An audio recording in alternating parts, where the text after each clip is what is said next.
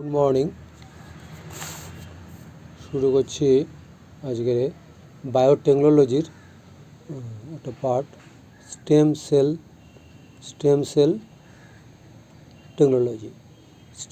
Technology class 12-এর কাউন্সিলের ISC এবং সিবিএসসি বোর্ডের প্রশ্ন। আমাদের কাউন্সিলেরও প্রশ্ন একটু শক্ত, আমি একটু বোঝাবার চেষ্টা করছি সহজ করে। স্টেম সেল টেকনোলজির মধ্যে এখানে দেখো, embryonic stem cell culture, expansion, differentiation, nerve cell, muscle সেলের মধ্যে মাল্টি নিউক্লিয়েটেড থাকে, দুটো নিউক্লিয়াস এখানে দেখানো হয়েছে।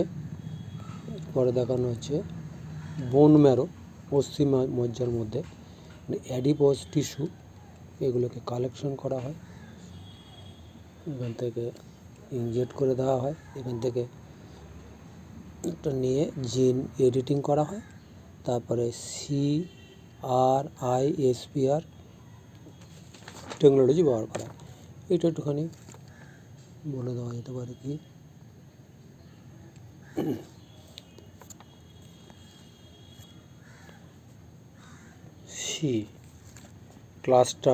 সি হচ্ছে ক্লাস্টার্ড। এবার হচ্ছে তোমার আর যেটা হয়েছে, আরটা হচ্ছে রেগুলারলি।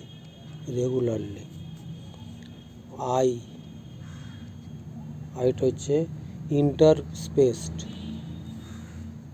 এস শর্ট, পি হচ্ছে প্যালেন্ড্রোমিক, আর হচ্ছে রিপিটস। ক্লাস্টার্ড, রেগুলারলি,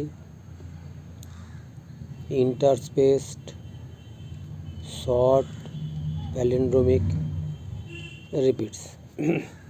আগে প্যালেন্ড্রোমিক সম্বন্ধে রিকম্বিনেন্ট ডিএনএ টেকনোলজিতে ওই গ্যাটসি, GATTCC দিয়ে যেগুলো গুয়ানিন, অ্যাডেনিন, থাইমিন করেছিলাম, বাম দিক থেকে ডান দিকে আর ডান দিক থেকে বাম দিকে ওটা পরপর যেন ATGC এই ফর্মুলাটা মেরেছিল, ওটা হচ্ছে প্যালেন্ড্রোমিক সিকোয়েন্স, যদি এইটার মধ্যে ওটা এখন লাগছে না। আর CRISPR এটা সম্বন্ধে টেকনোলজিটা বলা হলো। এবার যেটা আসছে একটু করে দাও, একটু application of stem cell therapy. এখানে অ্যাপ্লিকেশান সেল থেরাপির মধ্যে দেখো, রিজেনারেটিভ মেডিসিন, হার্ট রিপেয়ার, বোন অ্যান্ড কার্টিলেজ রিজেনারেশন। এই হার্টটার যেটা সেখানে যেটা বোন, এটা একটা ফিমারের, এটা হার্ট, এটা অন্য এটা ফিমার, এদিকে টিবিয়া ফিবুলা থাকে, মাঝখানে প্যাটেলা, এটা প্যাটেলা থাকে আর কি, মালাইচাকে বলে। Neurological disorder, treating Parkinson's and spinal cord injury. এই পার্কিনসনের ছবি পরে আমি দেখাচ্ছি। ডায়াবেটিস ট্রিটমেন্টের জন্য ইনসুলিন প্রোডাকশান আগে কীভাবে তৈরি করে দেখানো হয়েছে। এটা হচ্ছে প্যাঙ্ক্রিয়াসের, এটা যেটা আগে বলা আছে, প্যাঙ্ক্রিয়াসের আগে বলা আছে, যেটা বিটা সেল থেকে ইনসুলিন নিঃসৃত হয়, কীভাবে তৈরি করা হয়েছে সেখানে বলা হয়েছে। A এবং B দুটো পলিপেপটাইড চেন জুড়ে দিলেই এটা হয়ে গেছে, এটাকে বলা হয়েছে। Immune disorder, hematopoietic stem cell transplant. Hematopoietic cell transplant যেটা আছে, এটা তো রয়েছে হেমাটোপোয়েটিক, RBCগুলো বুঝতে পারছো। ইমিউন ডিসঅর্ডার, আরেকটা দেখে নিই, যেটা অ্যাপ্লিকেশন অফ স্টেম সেল টেকনোলজির এখানের মধ্যে মেনলি একটা আছে অ্যালঝাইমার ডিজিজ। অ্যালঝাইমার ডিজিজের মধ্যে যদিও তোমাদের এটা শুধু ডিজিজের নাম বলতে পারো, কিন্তু আমি একটুখানি বলছি যারা একটু হায়ার স্টুডেন্টের জন্য, মেডিকেল স্টুডেন্ট বা আরও যারা, এটা কিন্তু এনসিইআরটিতে নেই, এটা জাস্ট এটা একটু বাড়তি বলছি আর কি, যারা পাস করে গেছে মেডিকেলে বা যারা হয়তো পড়ছে একটু হায়ার জানার জন্য আমি বলছি। দেখো হেলদি ব্রেন, এটা যদি কী যদি বলি, এটা সেরিব্রাল হেমিস্ফিয়ার, এটা ক্লাস 10-এ খানিকটা আছে। সেরিব্রাল হেমিস্ফিয়ার দুটো মাঝখানে একটা যোজক থাকে, এটা বলে কর্পাস ক্যালোজামতে জোড়া থাকে, এটা পড়ে গেল। এটা মেডাল অবলঙ্গন নিচের দিকে আসছে, এটা নর্মাল যেমন হেলদি ব্রেন হয়। এই ব্রেনের মধ্যে এখানে অ্যালঝাইমার ব্রেনের মধ্যে এখানে ব্রেনটা এখানে ডিফেক্টিভ হয়েছে। দেখো মেমোরি লস, কগনিটিভ ডিক্লাইন, এই গণ্ডগোলগুলো তার দেখা দিয়েছে। সংক্ষেপে এটা বলা হলো। এবারে Parkinson disease loss of dopamine. দেখো এটা এই যে নিউরনটার মধ্যে নর্মাল ডোপামাইন নিউরন, এটা জানার জন্য জাস্ট বলছি, পরীক্ষার জন্য শুধু এই পার্কিনসন ডিজিজটা ওর জন্য এটা সারানো যায় ওই স্টেম সেল থেরাপিতে, শুধু এটুকু বললেই হবে। এটা সম্বন্ধে কি একটু জানার জন্য একটু বলছি, ডোপামাইন। এবার ড্যামেজ নিউরন হয়েছে, বডি ড্যামেজ হয়ে গেছে, সুতরাং এই ক্ষেত্রে এই গণ্ডগোলটা দেখা দিচ্ছে। Tumours and rigidity, tumours, motor impairment, ঝুঁকে এরম দুমড়ে থাকছে। আচ্ছা, সিস্টিক ফাইব্রোসিস, ডাইজেস্টিভ, সেটা একটু বানানোর উপরে টিস্যুস, এটা একটু বানানোটা TISS, এখানটা এটা এলটা আই হবে, এখানে TRI হবে, একটু ভুল হয়েছে আর কি, tissues. Normal lungs, CF lungs C মানে cystic fibrosis. Thick mucus, chronic cough, breathing difficulty, সেক্ষেত্রে কী হয়, সেক্ষেত্রে তাকে অক্সিজেন দিতে হতে পারে, কারণ যেহেতু সমস্যা ব্রিথিং ডিফিকাল্টিস আছে। ডাইজেস্টিভ প্রবলেম সেখানে প্যানক্রাসটাকে ব্লক করে দিচ্ছে।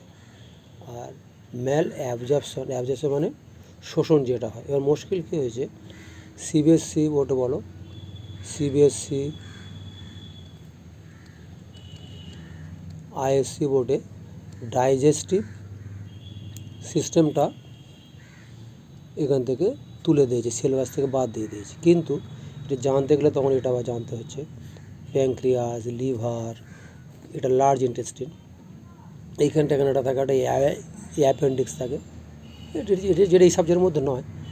লার্জ ইন্টেস্টিন এখান থেকে পরিপাক হওয়ার পরে খাবারটা এখান থেকে গিয়ে এটা ট্রান্সভার্স কোলন, এখানে নিচের দিকে নেমে এইখানটা আছে রেকটাম আছে, এখানটা অ্যানাস, এখান থেকে বাইরে মলটা এখান থেকে পটেট এখান থেকে বেরিয়ে, এখানে হচ্ছে ম্যাল অ্যাবজর্পশন ঠিকমতো হয় না। এটার মধ্যে গেল। এবারের সম্বন্ধে যেটা পরীক্ষার জন্য যে রুল লাগবে সেটা একটু বলছি। দেখো স্টেম সেলের মধ্যে পরীক্ষা যেটা থাকতে পারে, যেগুলো লেখার জন্য ছোট্ট করে বলছি, 1 নম্বর হচ্ছে এমব্রায়োনিক স্টেম সেল। এমব্রায়োনিক লেখার প্র্যাকটিস নেই, embryonic stem cell. These are isolated from the inner cell mass, blastocyst and the undifferentiated cells of embryo 5 থেকে 6 month। এই যেটা আছে এখানে ছবিটা এখানে আছে, এটা ব্লাস্টোসিস্ট। এটা হচ্ছে আনডিফারেন্সিয়েটেড সেল 5 থেকে 6 মাসের মধ্যে। এই যেখানে দেখো ডিফারেন্সিয়েশন হয়েছে, নার্ভ সেল, মাসেল সেলস। আর একটা এখানে বলতে পারি যে স্টেম সেল যে নবজাতকের বিভিন্ন রোগের সম্ভাব্য চিকিৎসা, এখানে নিউরন সহ একাধিক কোষের মধ্যে পার্থক্য করা ক্ষমতা এর মধ্যে রয়েছে স্টেম সেলগুলি। এগুলি প্রদাহ বিরোধী বৈশিষ্ট্য, যেখানে যে ফুলে টুলে যায় তা যাতে না হয় সেই বৈশিষ্ট্যের মধ্যে রয়েছে। আর নিউরোট্রফিক কারণগুলির মুক্তির মাধ্যমে একটি নিউরোপ্রোটেক্টিভ এর প্রভাব রয়েছে। এটা এবারের সম্বন্ধে স্টেম সেল থেরাপি সম্বন্ধে যেটা বলবো, যেটা এখন লেটেস্ট যেটা আছে, যে বিমা যেমন LIC করা হয়, যেমন এলআইসি করে আমাদের স্বাস্থ্য সুরক্ষা করা হয়, এটা ইসি এলআইসি করা হয়। তেমনি এটা লেটেস্ট বলছি 2024 অক্টোবরে যে রুটিন মাফিক তুমি বিমা নাও করতে পারো, দরকার নেই। বিদেশে এটা বেশি প্রচলিত আছে। আমাদের এখানে যেটা বা চেন্নাইতে যেটা হয় সেটা সম্বন্ধে একটু বলি। BMAC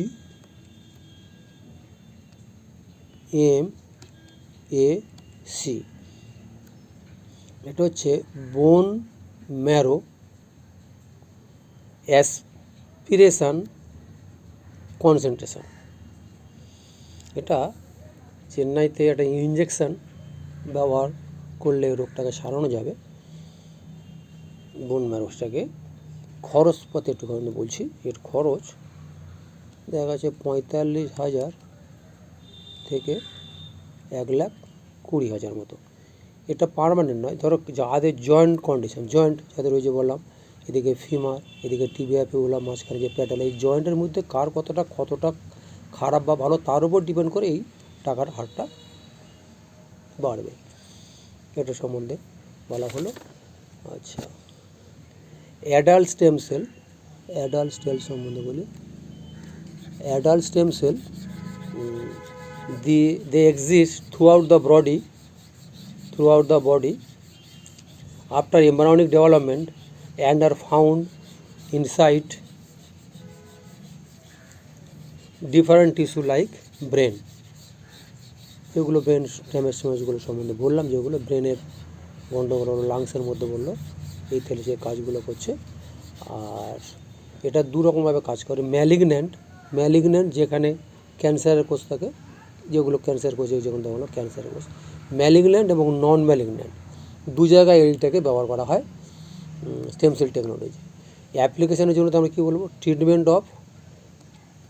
তাহলে এখানে কীভাবে কাজ করে, ট্রিটমেন্ট অফ কী আমরা স্টেম সেল টেকনোলজি, যে স্টেম সেল টেকনোলজি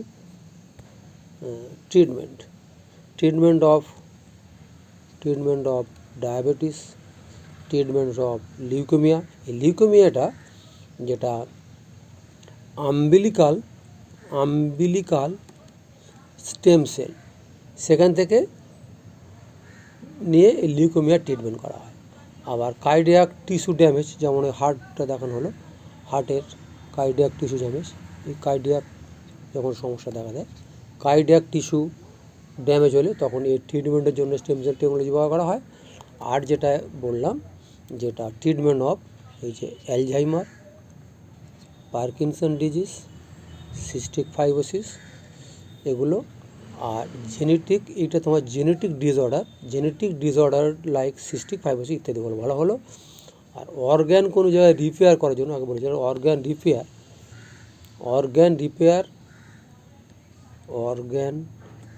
হাতে লেখা লিখতে পারছি না, প্র্যাকটিস নেই। Organ repair and replacement.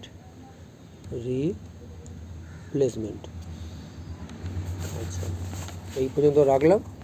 পরের ভিডিওতে অন্য কোনটা করতে পারবো দেখছি। সবাই ভালো থাকবে, আর আমার ভালো লাগলে সাবস্ক্রাইব করবে।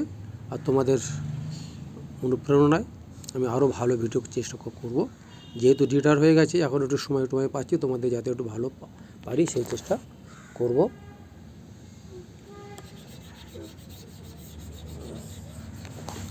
এখানে রাখলাম। Thank you.